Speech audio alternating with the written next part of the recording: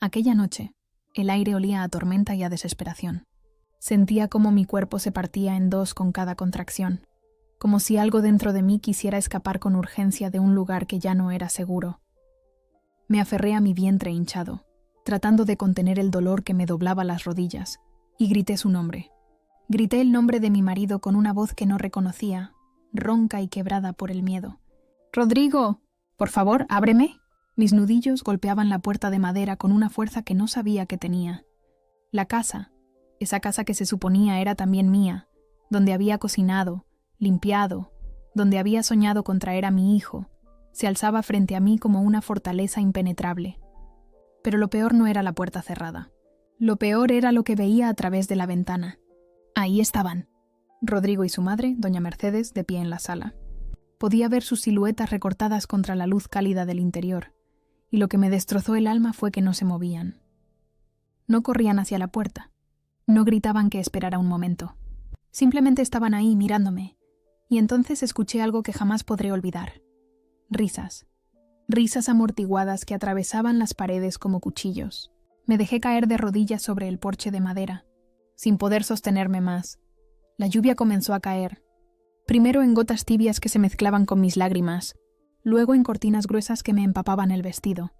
Cada gota era una humillación más, cada trueno amplificaba mi vergüenza. Allí estaba yo, a punto de dar a luz, arrodillada como una mendiga frente a la puerta de mi propia casa, mientras mi esposo y mi suegra me observaban como si fuera un espectáculo. «¡Rodrigo, por favor!». Me volví a golpear, esta vez con ambas manos, sintiendo cómo las astillas de la madera se me clavaban en la piel. «¡El bebé viene! No puedo más». Otra contracción me atravesó, tan violenta que tuve que morderme el labio para no gritar. Sentí el sabor metálico de la sangre en mi boca. Mi cuerpo se arqueaba, exigiendo que hiciera algo, que me moviera, que encontrara un lugar seguro. Pero no había lugar seguro. No había hospital cerca. Vivíamos en las afueras de un pueblo pequeño, a media hora en carro del centro médico más cercano, y ahora ni siquiera tenía techo. Presioné mi rostro contra la puerta fría, jadeando, tratando de encontrar aire en medio del pánico. «Mercedes, por favor». «Soy yo, su nuera. Tengo miedo. Por favor, ayúdenme». Mi voz se quebró en un sollozo. Ya no era orgullo, ya no era dignidad. Era pura necesidad, puro terror animal de una mujer a punto de parir sin nadie que la sostuviera. Y entonces la vi acercarse a la ventana. Doña Mercedes, con su rostro arrugado y sus ojos fríos como piedras, se acercó al cristal y me miró directamente. Por un instante, un segundo miserable, pensé que se había apiadado de mí, pero lo que hizo fue peor que cualquier insulto. Sonrió, una sonrisa pequeña, satisfecha, y luego se alejó, desapareciendo en las sombras de la casa. Rodrigo apareció entonces, con una cerveza en la mano.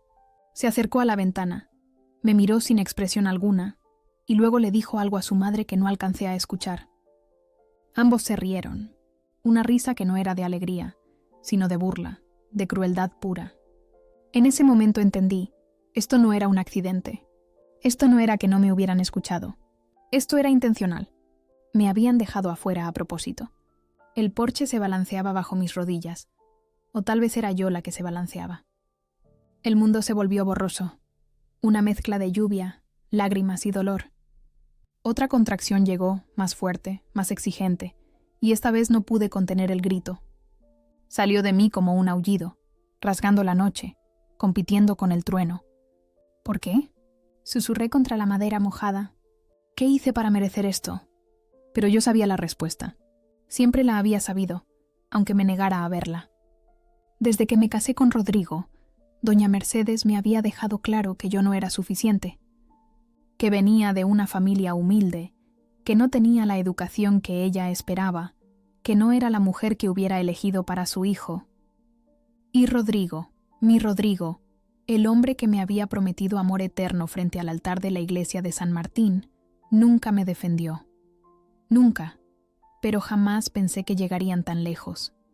Jamás imaginé que me dejarían morir, porque eso era lo que estaba pasando. Me estaba muriendo de humillación, de dolor, de frío, en el porche de mi propia casa mientras mi hijo luchaba por nacer. Intenté ponerme de pie, aferrarme a la barandilla del porche, pero mis piernas no respondían. El dolor era demasiado.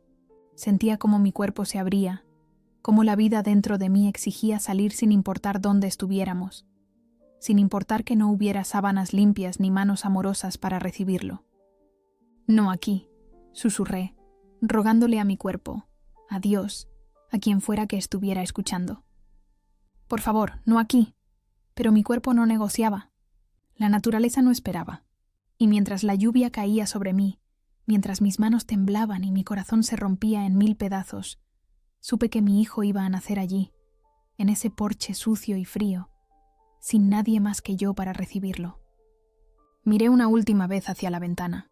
Rodrigo y Mercedes habían desaparecido de la vista, probablemente de vuelta al sofá, a su comodidad, a su indiferencia. La casa brillaba con luz cálida, acogedora, una luz que me estaba prohibida.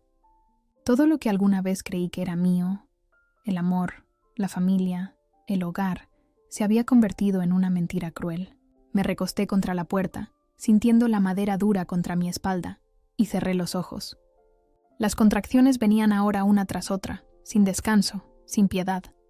Escuché mi propia respiración entrecortada mezclándose con el sonido de la tormenta, y en medio de todo ese caos, una certeza fría y clara se instaló en mi pecho. Si sobrevivía a esta noche, si mi hijo y yo sobrevivíamos, nada volvería a ser igual. No volvería a suplicar, no volvería a arrodillarme, no volvería a creer que el amor podía existir en un lugar donde el corazón se había podrido. Esta humillación, este abandono cruel bajo la lluvia, sería la última vez que me vieran débil. Porque aunque ellos no lo supieran todavía, aunque estuvieran dentro riéndose de mi dolor, esta noche algo moría y algo nacía. Y no era solo mi hijo. La luz del farol del porche parpadeaba como si también estuviera dudando si quedarse o abandonarme. Me aferré a ese parpadeo amarillento como a una balsa en medio del naufragio, porque era lo único que tenía. Eso y el instinto primitivo que me gritaba que hiciera lo que fuera necesario para que mi hijo respirara. No recuerdo en qué momento dejé de golpear la puerta. No recuerdo cuándo mis súplicas se convirtieron en gemidos. Solo recuerdo que hubo un instante en que mi cuerpo tomó el control absoluto y yo dejé de ser Lucía Morales de Santana. Esposa, nuera, la mujer que había tratado desesperadamente de ser suficiente para convertirme en pura biología, puro instinto de supervivencia. El dolor era un animal vivo que me desgarraba desde dentro. Cada contracción era una ola gigante que me sumergía, me ahogaba, y justo cuando creía que no podría soportar ni un segundo más, me soltaba solo para volver con más fuerza.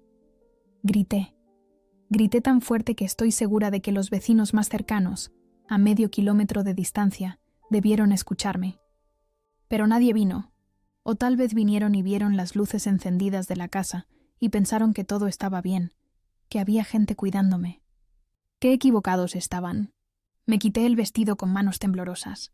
Ya estaba empapado de lluvia y de otros líquidos que no quería identificar. El frío de la noche me golpeó la piel, pero el fuego que ardía dentro de mí era más fuerte. Doblé el vestido como pude y lo puse bajo mi cuerpo, creando una superficie apenas más suave que las tablas de madera del porche.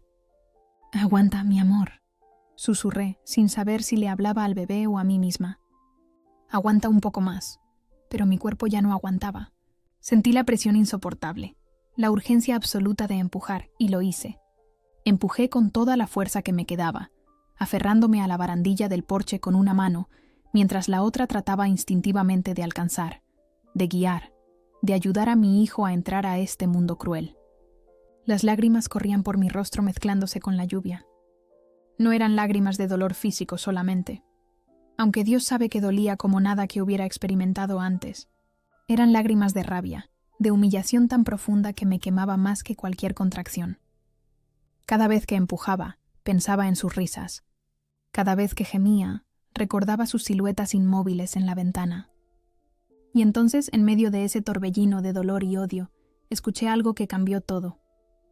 Un llanto, débil al principio, luego más fuerte, más insistente. El llanto más hermoso que jamás había escuchado. Mis manos temblaban tanto que casi lo dejó caer. Alcancé a mi hijo, mi hija, vi después. con dedos torpes y desesperados, y la levanté hacia mi pecho. Estaba resbaladiza, diminuta, perfecta.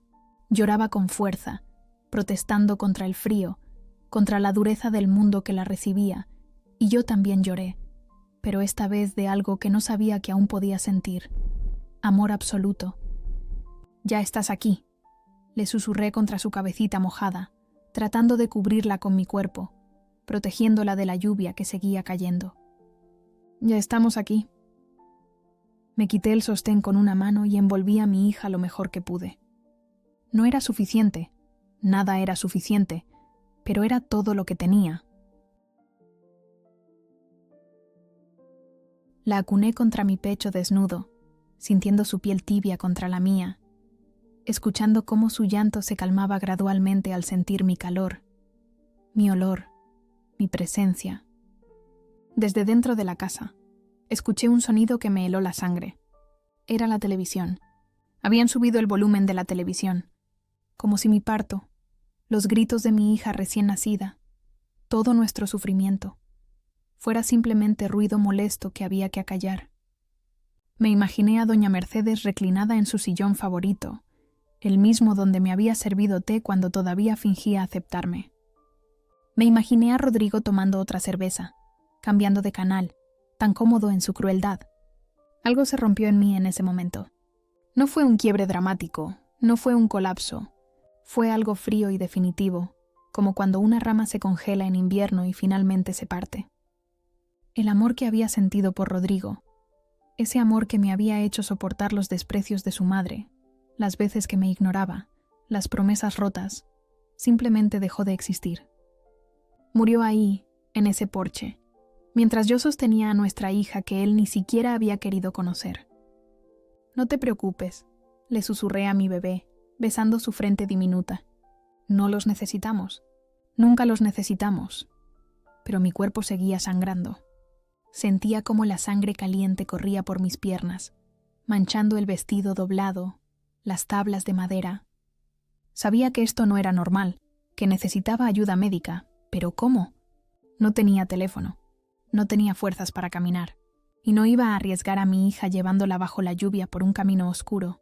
Me recosté contra la pared de la casa, sintiendo el estuco áspero contra mi espalda desnuda, y cerré los ojos por un momento. Solo un momento para recuperar fuerzas. Mi hija seguía contra mi pecho, su respiración pequeña y constante, y me aferré a ese ritmo como a un ancla. «Tienes que ser fuerte», me dije a mí misma. «Y por ella, tienes que ser fuerte». No sé cuánto tiempo pasó. Tal vez minutos, tal vez horas. El tiempo se había vuelto extraño, elástico. La lluvia comenzó a calmarse hasta convertirse en una llovizna fina. El cielo empezaba a aclararse apenas con las primeras promesas del amanecer, y yo seguía ahí, sentada en mi propia sangre, sosteniendo a mi hija, sintiéndome más sola que nunca, y paradójicamente, más acompañada que nunca. Escuché movimiento dentro de la casa, pasos, voces amortiguadas. ¿Se estaban despertando? ¿O acaso nunca se habían dormido? La idea de que hubieran estado despiertos toda la noche, escuchándome sufrir y eligiendo no hacer nada, era peor que cualquier otra cosa que pudiera imaginar. La puerta seguía cerrada. Esa maldita puerta que me había negado refugio, que me había convertido en una mendiga en mi propio hogar. La miré con una mezcla de asco y determinación. Algún día, me prometí a mí misma, esa puerta sería mía, y serían ellos los que estarían del otro lado, golpeando, suplicando, siendo ignorados. Mi hija se movió contra mi pecho y abrió los ojos por primera vez. Eran oscuros, profundos, perfectos. Me miraba como si yo fuera todo su universo, y supongo que lo era. Era su madre, su protectora, su única familia real. Y en ese momento, bajo la luz tenue del amanecer, cubierta de sangre y humillación, hice un voto silencioso. Le prometí que nunca volvería a arrodillarme ante nadie. Le prometí que nunca dejaría que la trataran como me habían tratado a mí. Le prometí que levantaría muros tan altos que nadie pudiera volver a lastimarnos. Y le prometí que algún día, de alguna manera, haría que entendieran lo que se siente estar del otro lado de una puerta cerrada. El sol comenzó a asomar por el horizonte, pintando el cielo de rosas y naranjas, colores demasiado hermosos para una noche tan horrible. Miré a mi hija, a su carita perfecta e inocente, y sentí algo crecer dentro de mí que no era dolor, no era humillación. Era rabia pura, cristalizada en determinación. No sabían con quién se habían metido. Creían que me habían destruido, que me habían quebrado para siempre. Pero lo que no entendían era que acababan de crear algo mucho más peligroso que una esposa sumisa, una madre sin nada que perder y con todo por lo que luchar. Cuando el sol ya estaba alto y mi cuerpo había dejado de sangrar tanto, la puerta finalmente se abrió. No fue un gesto de misericordia. Fue doña Mercedes saliendo para ir a misa, como cada domingo, porque Dios no lo permita que su rutina se interrumpiera por algo tan insignificante como el nacimiento de su nieta. Me encontró ahí, todavía en el porche, con mi hija dormida contra mi pecho. Me miró de arriba abajo con esa expresión que tan bien conocía, desprecio mezclado con algo que podría haber sido asco. No dijo nada, ni ¿estás bien? Sanis, déjame ayudarte. Ni siquiera un insulto directo. Simplemente pasó por encima de mí como si yo fuera parte del mobiliario del porche, ajustándose su mantilla negra y caminando hacia su viejo Seat, aparcado en el camino de grava. Mercedes, mi voz sonó ronca, casi irreconocible. Ella se detuvo, pero no se volteó. Mercedes, necesito ir al hospital. Deberías haber pensado en eso antes de armar todo este escándalo, dijo sin mirarme, y siguió caminando. La vi alejarse, su figura menuda y encorvada desapareciendo por el camino, y algo dentro de mí simplemente se apagó. No fue rabia lo que sentí en ese momento, fue algo más simple y más terrible. Claridad absoluta. Rodrigo salió unos minutos después. Llevaba la misma camisa del día anterior, arrugada y manchada de cerveza. Se detuvo en el umbral, mirándome con ojos que no mostraban culpa, ni vergüenza, ni siquiera curiosidad real. Solo fastidio. ¿Vas a entrar o qué?, te dijo, como si yo hubiera estado afuera por elección. Me puse de pie con dificultad, cada músculo de mi cuerpo gritando de protesta. Envolví mejor a mi hija en el sostén y en lo que quedaba de mi vestido, y caminé hacia la puerta que durante horas había sido una barrera infranqueable. Pasé junto a Rodrigo sin mirarlo. Si lo hubiera mirado, creo que habría vomitado. La casa olía diferente, o tal vez era yo la que había cambiado. Todo lo que antes me resultaba familiar, el sofá donde nos sentábamos a ver películas, la mesa donde habíamos cenado 1000 veces, las fotografías de nuestra boda colgadas en la pared, ahora me parecía contaminado. Cada objeto llevaba la huella de su traición, cada rincón susurraba sobre mi humillación. Me arrastré hasta el baño.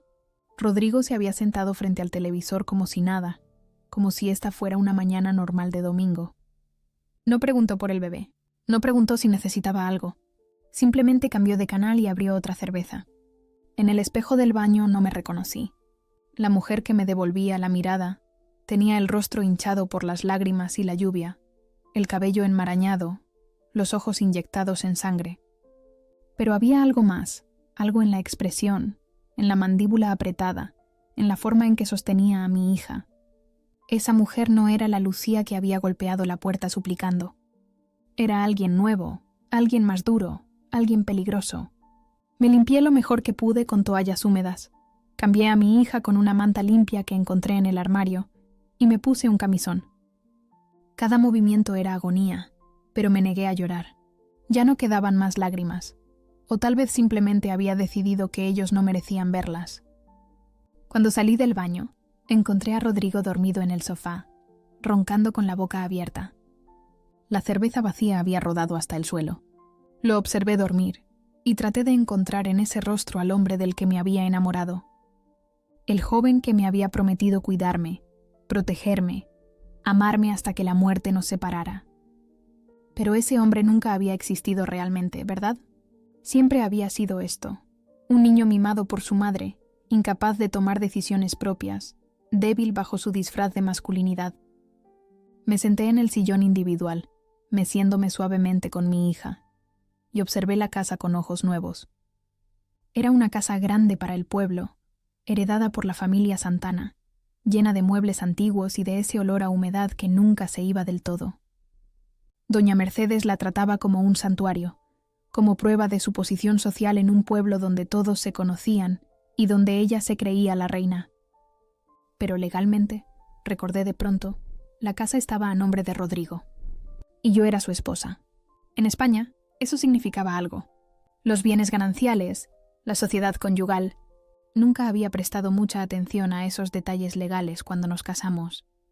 Estaba demasiado enamorada, demasiado ilusionada con la idea de formar una familia. Pero ahora esos detalles me parecían muy interesantes. Escuché el SEAT de doña Mercedes regresando por el camino de grava. Volvía de misa, probablemente después de haber comulgado y rezado el rosario completo, sintiéndose muy santa y muy virtuosa. La vi entrar, quitarse la mantilla, colgarla cuidadosamente en el perchero del recibidor. Me vio sentada con la bebé y frunció el ceño. «¿Ya te levantaste? Deberías estar en la cama». Era la primera vez que decía algo que podría confundirse con preocupación, pero yo conocía ese tono. No era preocupación por mí. Era preocupación por las apariencias, por si alguien en el pueblo descubría lo que había pasado, por su preciosa reputación. «Estoy bien», mentí. «Pues no lo pareces. Estás pálida como un fantasma». Se acercó un poco, estirando el cuello para ver a la bebé. «¿Es niño o niña?» «Niña». «Ah». Su expresión se agriaba un poco más. Por supuesto, había esperado un varón, un heredero, alguien que continuara el apellido Santana. Una niña era una decepción más que podía endilgarme. «¿Y cómo piensas llamarla?» «Valentina», dije sin pensarlo. El nombre salió de algún lugar profundo dentro de mí. Valentina. Fuerte, valiente, todo lo que yo necesitaba ser. Doña Mercedes resopló. «Valentina. ¡Qué nombre tan moderno!» Lo dijo como si fuera un insulto. Rodrigo se despertó con un gruñido. Se rascó la barriga y se fue hacia la cocina sin decir palabra. Lo escuché abrir el refrigerador, sacar algo, empezar a comer. Vida normal, vida cómoda, como si nada hubiera pasado.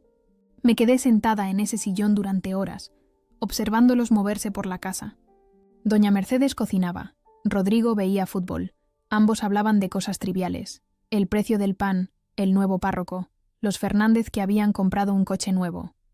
Ninguno me dirigió la palabra. Ninguno preguntó si necesitaba comer, si tenía dolor, si la bebé estaba bien. Era como si fuéramos invisibles. Y mientras los observaba, mientras Valentina dormía plácidamente en mis brazos ajena a todo, mi mente trabajaba. Pensaba en las cuentas bancarias. Rodrigo nunca había sido bueno con el dinero. Era yo quien pagaba las facturas, quien hacía las transferencias, quien manejaba el día a día. Tenía acceso a todo. Las contraseñas, los números de cuenta, los documentos. Pensaba en los papeles de la casa, guardados en el estudio de Rodrigo en un cajón que rara vez cerraba con llave. Pensaba en mi prima Beatriz, que trabajaba en una notaría en la capital. Pensaba en el abogado que había ayudado a mi familia cuando murió mi padre, el señor Campos, un hombre serio que no toleraba las injusticias. Pensaba en mil cosas, y cada pensamiento era una pieza de un rompecabezas que empezaba a armarse en mi cabeza. Cuando cayó la noche, doña Mercedes se retiró a su habitación sin despedirse. Rodrigo se quedó dormido de nuevo en el sofá, todavía con la televisión encendida. Me levanté despacio, sintiendo cada músculo protestar, y llevé a Valentina a lo que se suponía era nuestro cuarto, aunque ahora sentía que era solo mío. La acosté en la cuna que habíamos preparado semanas atrás, cuando todavía creía que esto iba a ser diferente, que iba a ser hermoso. La observé dormir, su pecho subiendo y bajando con respiraciones pequeñas y perfectas, y le hice una promesa silenciosa. «No van a ganar», le susurré. «Te lo juro por todo lo que soy. No van a salirse con la suya». Me senté en la cama y saqué mi móvil del cajón donde lo había dejado antes de salir a ese maldito porche la noche anterior. Tenía mensajes de mi madre preguntando si ya había nacido el bebé. Tenía llamadas perdidas de mi hermana. Gente que se preocupaba, que quería saber, que me amaba realmente. Y entonces tuve una idea. Abrí la cámara y tomé fotos. Fotos de mis piernas manchadas de sangre seca. Fotos de mis manos lastimadas de golpear la puerta. Fotos del porche donde todavía se veían las manchas oscuras. Evidencia.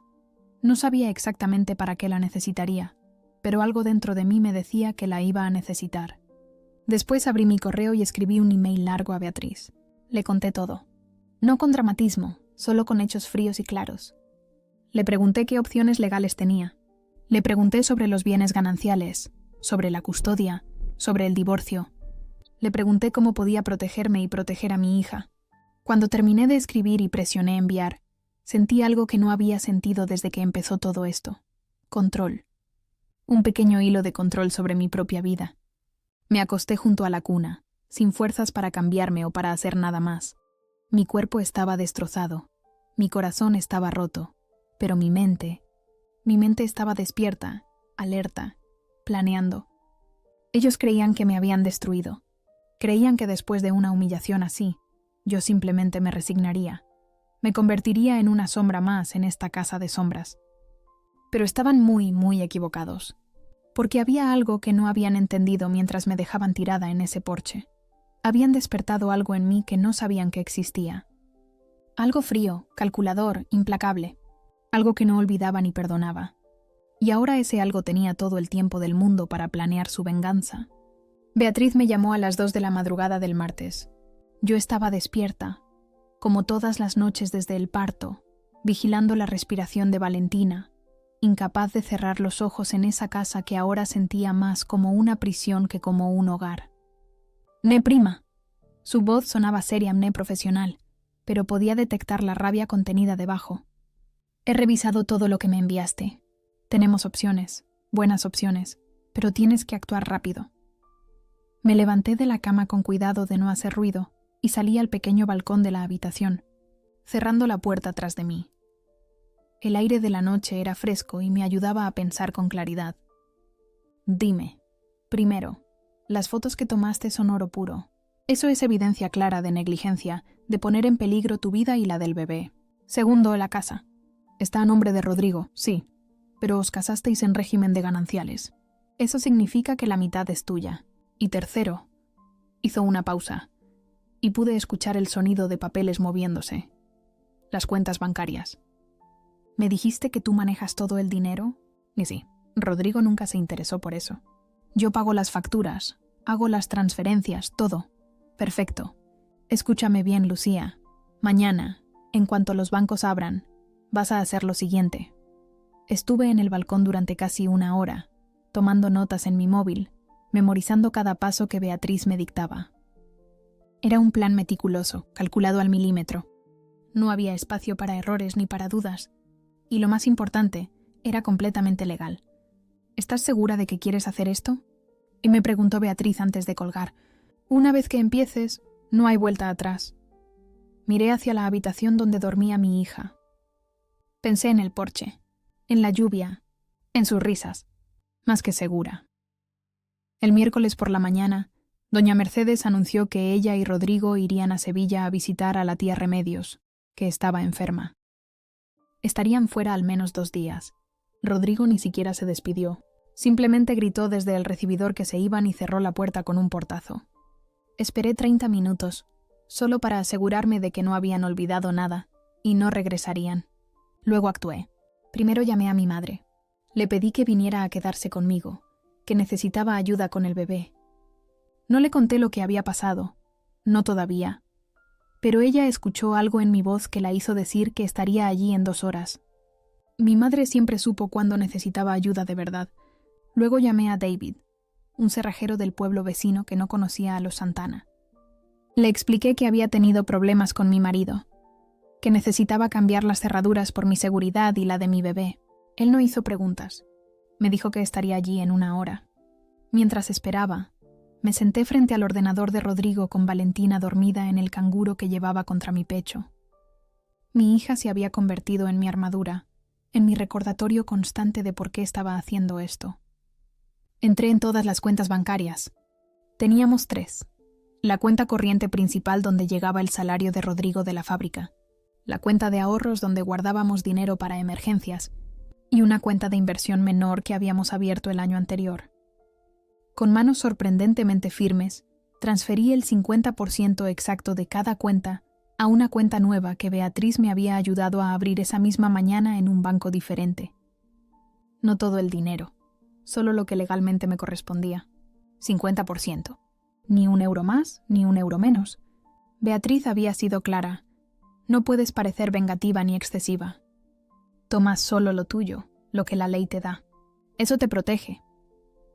Cuando terminé con las transferencias, descargué todos los extractos bancarios de los últimos 3 años y los guardé en mi USB. Luego revisé los correos de Rodrigo. No estaba buscando nada en particular, pero Beatriz me había aconsejado conocer todos los detalles financieros por si acaso. Fue entonces cuando encontré algo que no esperaba. Correos entre Rodrigo y su madre de hace 6 meses, cuando yo estaba de 4 meses de embarazo. Hablaban sobre mí, sobre cómo era una carga, sobre cómo Mercedes quería que su hijo se divorciara, sobre cómo yo había atrapado a Rodrigo con el embarazo.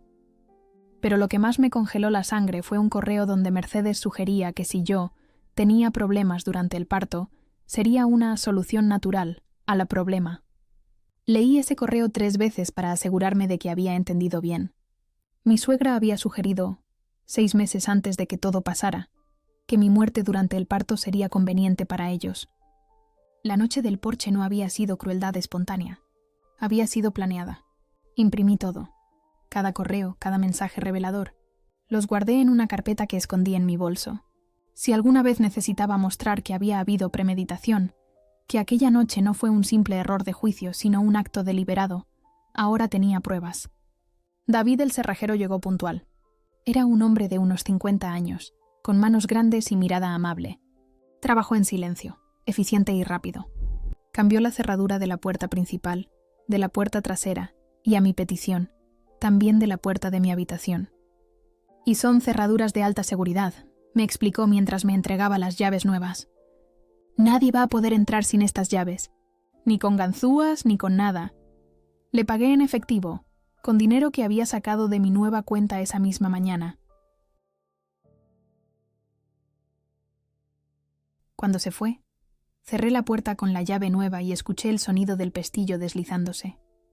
Era el sonido más satisfactorio que había escuchado en mi vida. Mi madre llegó poco después, con 2 maletas llenas de ropa y comida. En cuanto me vio, su rostro se descompuso. «Lucía, ¿qué te ha pasado? Estás en los huesos. Tienes ojeras hasta el suelo». Me derrumbé en sus brazos. Le conté todo, desde el principio hasta ese momento, sin omitir ningún detalle. Lloré mientras hablaba, pero no eran lágrimas de debilidad. Eran lágrimas de rabia y de alivio de finalmente tener a alguien de mi lado. Mi madre, que era una mujer pequeña y dulce, se transformó en algo feroz cuando terminé de hablar. «Esos hijos de puta», dijo, y era la primera vez en mi vida que la escuchaba decir una palabrota. «Esos miserables hijos de puta». Me abrazó durante largo rato, y luego se puso manos a la obra. Cocinó, limpió, cuidó de Valentina mientras yo dormía por primera vez en días. Cuando desperté, la casa olía a comida de verdad, y mi hija estaba limpia y alimentada en brazos de su abuela.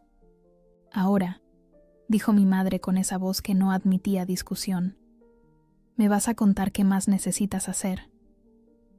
Le expliqué el plan. Ella escuchó en silencio, asintiendo de vez en cuando, y cuando terminé, sonrió. Era una sonrisa pequeña, pero feroz. «Tu padre estaría orgulloso», dijo simplemente. Los 2 días siguientes fueron de preparación meticulosa. Beatriz me envió documentos por correo urgente que yo firmé y devolví. El señor Campos, el abogado, me llamó 2 veces para confirmar detalles. Documentamos todo. El estado de la casa, las pertenencias, cada detalle que pudiera ser relevante. También empaqué, no todo, solo lo esencial. Ropa para mí y para Valentina, documentos importantes, las cosas de valor sentimental que mi familia me había dado. Todo lo que realmente importaba cabía en 3 maletas. El resto, los muebles caros que tanto le gustaban a Mercedes, los adornos pretenciosos, todo lo material, no significaba nada para mí. El jueves por la noche, recibí el mensaje de Rodrigo. «Llegamos mañana al mediodía». Mi madre me miró. «¿Estás lista?» Valentina dormía plácidamente en su cuna, ajena a todo. La observé dormir y sentí una paz extraña instalarse en mi pecho. Había tomado control. Había recuperado mi poder.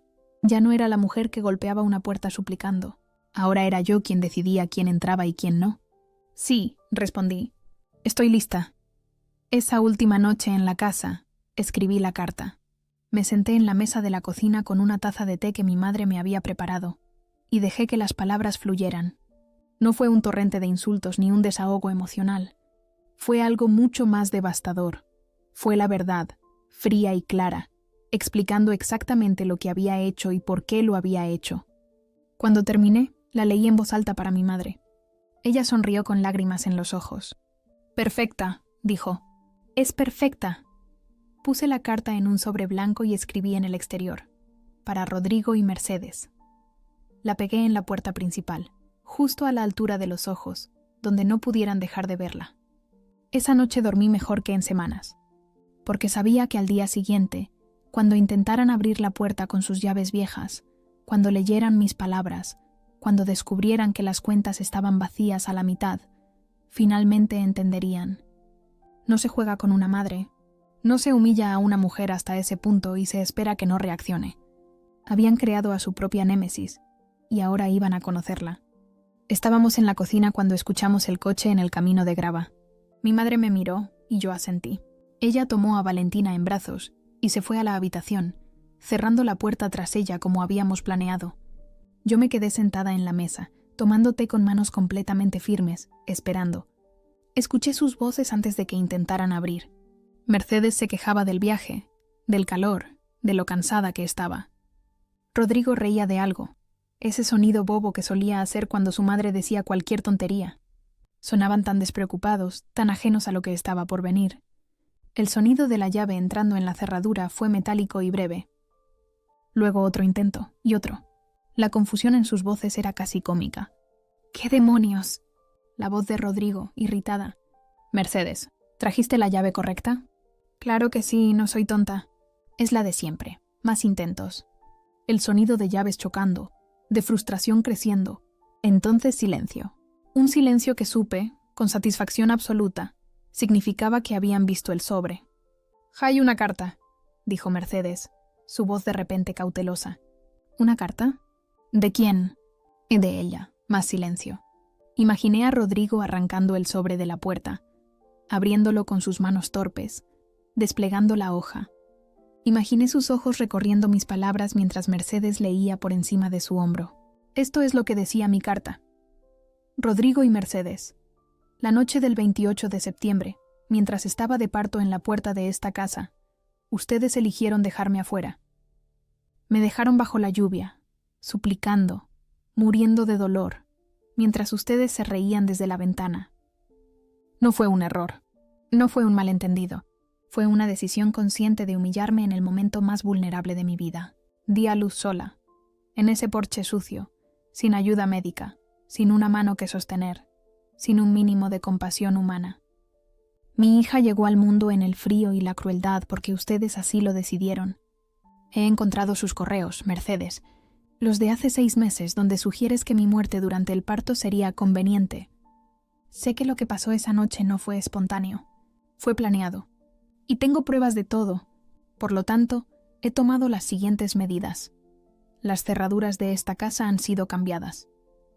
No pueden entrar.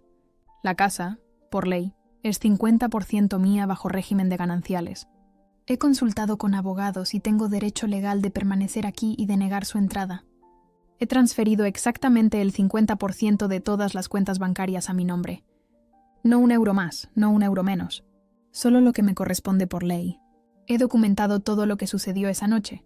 Fotografías, testimonios, evidencia médica. También tengo copias de todos sus correos y comunicaciones donde planean mi humillación y sugieren que mi muerte sería conveniente. Si intentan forzar la entrada, llamaré a la Guardia Civil y presentaré cargos por violencia doméstica, poner en peligro la vida de un menor y cualquier otro cargo que mis abogados consideren pertinente. Si intentan cualquier acción legal contra mí, usaré toda la evidencia que he recopilado. Créanme cuando digo que no quieren que esto se vuelva público en el pueblo. No quieren que todos sepan qué clase de personas son realmente. Esta casa ya no les pertenece solo a ustedes. Este dinero ya no es solo suyo. Esta vida ya no es solo suya para destruir. Me dejaron afuera cuando más los necesitaba. Ahora son ustedes los que están afuera. Y no pienso abrirles la puerta. Consideren esta carta la última comunicación que recibirán de mí. Mi abogado se pondrá en contacto con ustedes para discutir los términos del divorcio y la división de bienes. No intenten contactarme. No intenten verme. No se acerquen a mi hija. Nunca más. Lucía. Escuché el silencio que siguió a la lectura. Era un silencio denso, pesado, lleno de comprensión tardía. Luego llegaron las reacciones. «Esta zorra». El grito de Mercedes atravesó la puerta. «Esta maldita zorra. ¿Quién se cree que es?» «La mamá, cálmate». Rodrigo sonaba asustado, como un niño pillado haciendo algo malo. «No me voy a calmar. Esta es mi casa, mi casa. ¿Cómo se atreve?» «Pero mamá, lo que dice de los correos. Eran bromas». «Estábamos bromeando. No creo que un juez lo vea así». El miedo en la voz de Rodrigo era música para mis oídos. Finalmente, estaba entendiendo la magnitud de lo que habían hecho. Entonces empezaron a golpear la puerta. Primero con los nudillos, luego con las palmas, luego con puños cerrados. El sonido retumbaba por toda la casa, pero esta vez era yo quien estaba dentro, caliente, segura, en control. «Lucía», la voz de Rodrigo, ahora desesperada. «Lucía, abre. Tenemos que hablar». Me quedé sentada, sorbiendo mi té lentamente. No me moví, no respondí. «Lucía, por favor. Esto es ridículo. Soy tu marido. Abre esta puerta ahora mismo», me gritaba Mercedes. «Te voy a demandar». «Voy a llamar a la policía. Esto es allanamiento». Ah, pero no lo era. Beatriz había sido muy clara sobre eso. La casa estaba a nombre de Rodrigo, sí, pero yo era su esposa legal. Tenía tanto derecho a estar allí como él. Probablemente más, considerando que tenía una recién nacida y evidencia de que me habían puesto en peligro. Los golpes continuaron. Sus voces se volvieron más histéricas. Mercedes chillaba amenazas sobre abogados y demandas. Rodrigo alternaba entre suplicar y exigir. El coro de su desesperación era la sinfonía más hermosa que había escuchado en mi vida. Saqué mi móvil y empecé a grabar. Cada grito, cada amenaza, cada golpe en la puerta, más evidencia para mi abogado. Seguían dándome munición sin siquiera darse cuenta. «¡Voy a tirar la puerta abajo!», gritó Rodrigo. «Adelante», susurré para mí misma. «Dame una razón más para llamar a la policía». Pero no lo hizo. Porque incluso en su rabia, incluso en su frustración, Rodrigo era un cobarde. Siempre lo había sido. Valiente solo cuando su madre estaba de su lado. Valiente solo contra mujeres indefensas, pero incapaz de tomar una acción real cuando había consecuencias.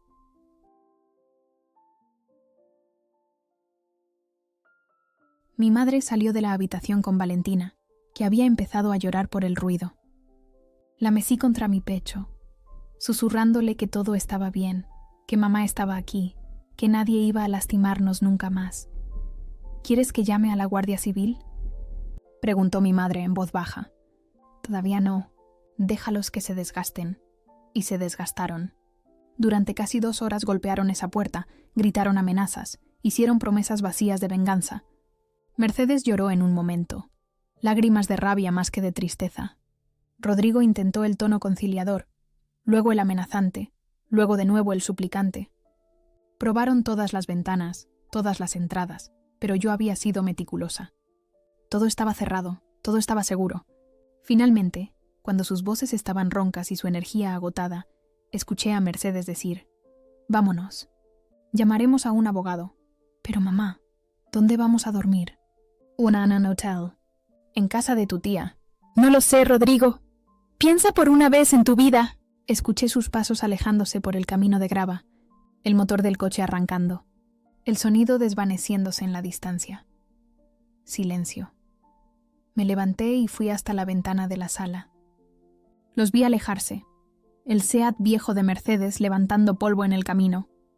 Se iban derrotados, confundidos, asustados, exactamente como yo me había sentido esa noche en el porche. La diferencia era que ellos lo merecían. Mi madre vino y se paró a mi lado, todavía sosteniendo a Valentina. «¿Cómo te sientes?», esperé un momento antes de responder, buscando la palabra correcta. No era felicidad exactamente, no era satisfacción simple, era algo más profundo, más fundamental. «Libre», dije finalmente. «Me siento libre». Esa noche cenamos en la mesa de la cocina, mi madre, mi hija y yo.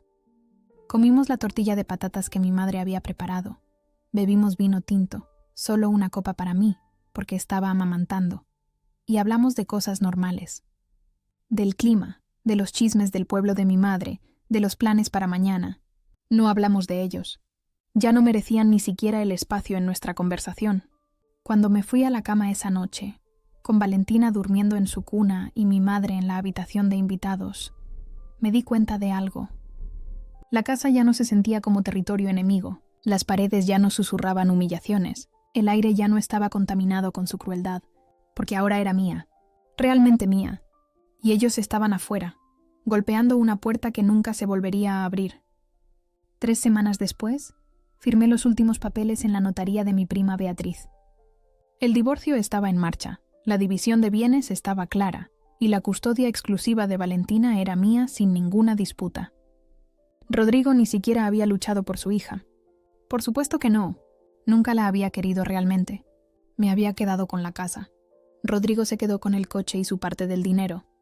Mercedes tuvo que encontrar otro lugar donde vivir, y según me contaron las malas lenguas del pueblo, se había mudado con su hermana en Sevilla.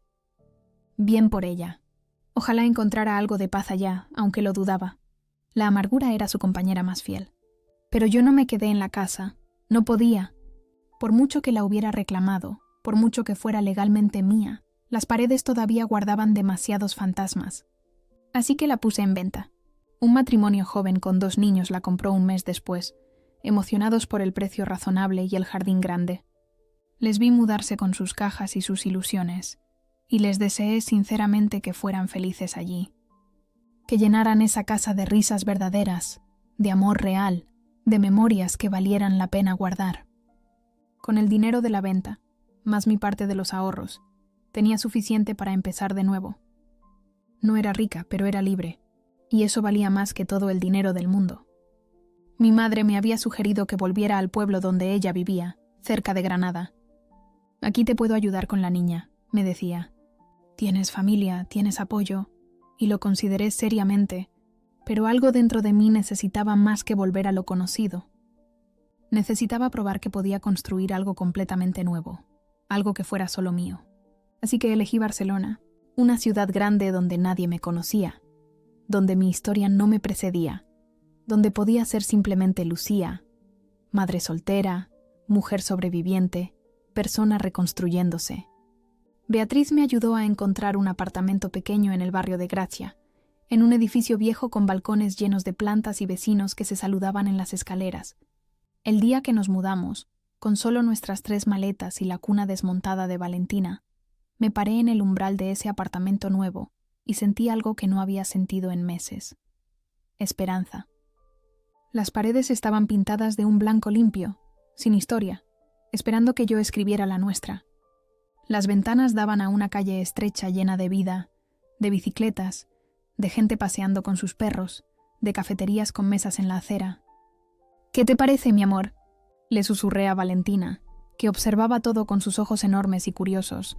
Ella agitó sus manitas como si estuviera de acuerdo, y yo me reí. Era la primera vez que reía de verdad desde antes del parto. Mi madre se quedó conmigo las primeras 2 semanas, ayudándome a instalarme, a conocer el barrio, a encontrar el mejor mercado y la farmacia más cercana. Pero luego tuvo que volver, y por primera vez en mi vida adulta, estuve completamente sola. Bueno, sola no. Tenía a Valentina, y resultó que ella era la mejor compañía que podría haber pedido. Encontré trabajo en una librería pequeña del barrio. El dueño, el señor Martí, era un catalán de 70 años con más libros que sentido común, que necesitaba ayuda para organizar su caos hermoso. No pagaba mucho, pero me dejaba llevar a Valentina, que dormía en su cochecito entre las estanterías mientras yo organizaba, vendía, recomendaba libros a los clientes.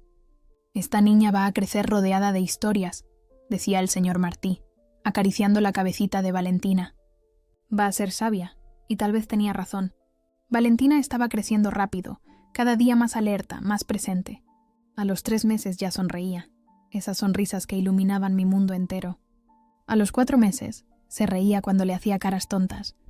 A los 5 meses extendía sus manitas hacia los libros de colores que colgábamos cerca de su cochecito. Yo también estaba creciendo, aunque de maneras diferentes. Estaba aprendiendo a confiar de nuevo, poco a poco. Los vecinos del edificio eran amables sin ser intrusivos. María, la mujer del piso de arriba, a veces bajaba con comida extra. Hice demasiado, decía siempre, aunque ambas sabíamos que lo había hecho a propósito.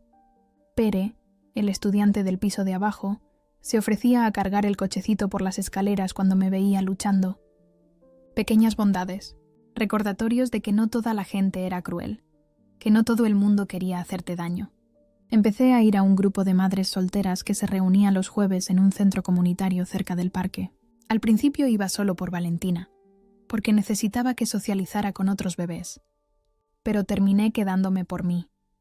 Las otras mujeres tenían sus propias historias, algunas más duras que la mía, otras diferentes pero igualmente dolorosas.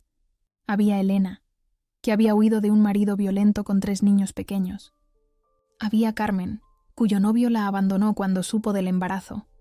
Había Inés, que había elegido ser madre soltera a los 40 después de años de relaciones fallidas. Nos apoyábamos, nos entendíamos, y lentamente fui comprendiendo que lo que me había pasado no me definía. Era parte de mi historia, sí, una parte importante, una parte que había cambiado el curso de mi vida. Pero no era toda mi historia.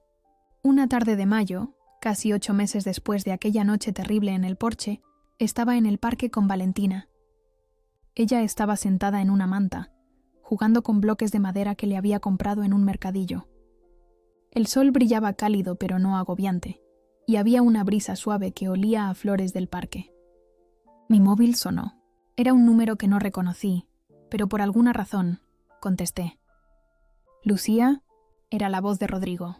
No la había escuchado en meses. Mi primer instinto fue colgar. Pero algo me detuvo. Curiosidad, tal vez. O tal vez quería escuchar qué tenía que decir después de todo este tiempo. «¿Qué quieres, Rodrigo?» Un silencio al otro lado. Luego, solo, quería saber cómo estabas. ¿Cómo está la niña? Su nombre es Valentina. Y estamos perfectamente. Lucía, yo... Lo siento. Siento lo que pasó. Siento todo. Esperé que sintiera algo. Rabia, dolor, algo. Pero solo sentí... vacío. Indiferencia. Su disculpa llegaba demasiado tarde y significaba muy poco. «Bien», dije simplemente. «¿Bien? ¿Solo bien?» «¿Qué quieres que diga, Rodrigo?» «¿Que te perdono?» «No te perdono. Pero tampoco te odio ya. Simplemente... ya no siento nada por ti. Eres un extraño que una vez conocí. Pero... somos familia. Tenemos una hija juntos». «No, yo tengo una hija. Tú tienes un papel que dice que eres su padre biológico, pero tú no eres su familia. Su familia soy yo, mi madre, la gente que realmente se preocupa por ella. Lucía. No me llames más, Rodrigo. No quiero tu disculpa. No quiero tu arrepentimiento tardío. Solo quiero que nos dejes en paz». Colgué antes de que pudiera responder. Y lo extraño fue que no me sentí mal por hacerlo. No me sentí culpable ni cruel. Me sentí poderosa. Había puesto un límite y lo había mantenido. Miré a Valentina, que había dejado caer su bloque y me estaba mirando con esos ojos que se parecían tanto a los míos.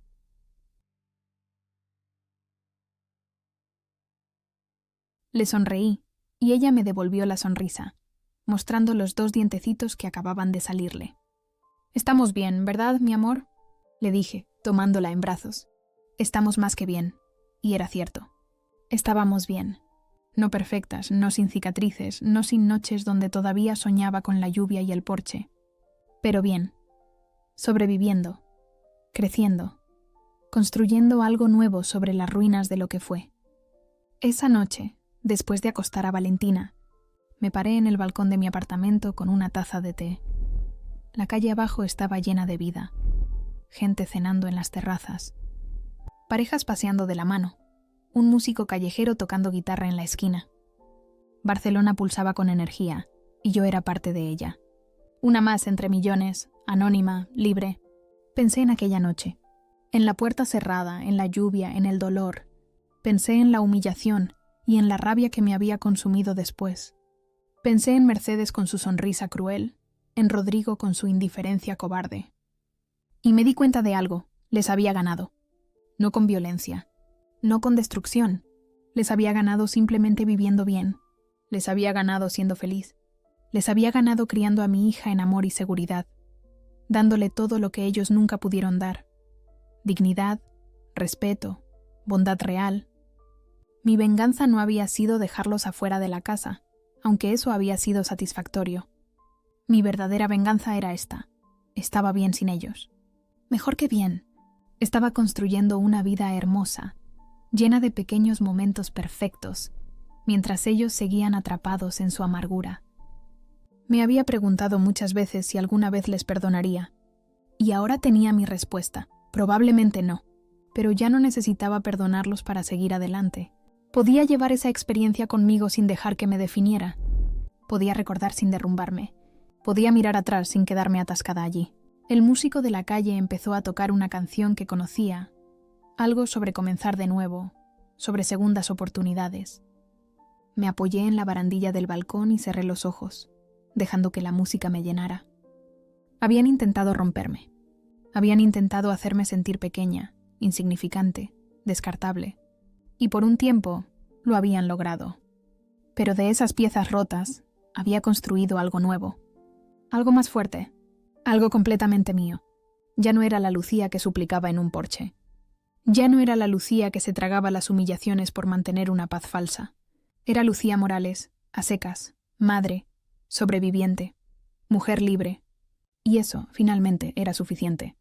Entré del balcón, cerré la puerta de cristal tras de mí y me fui a dormir junto a la cuna de mi hija. Mañana sería otro día, lleno de posibilidades, lleno de libros que organizar, de sonrisas de Valentina, de cafés con las otras madres, de pequeñas victorias cotidianas.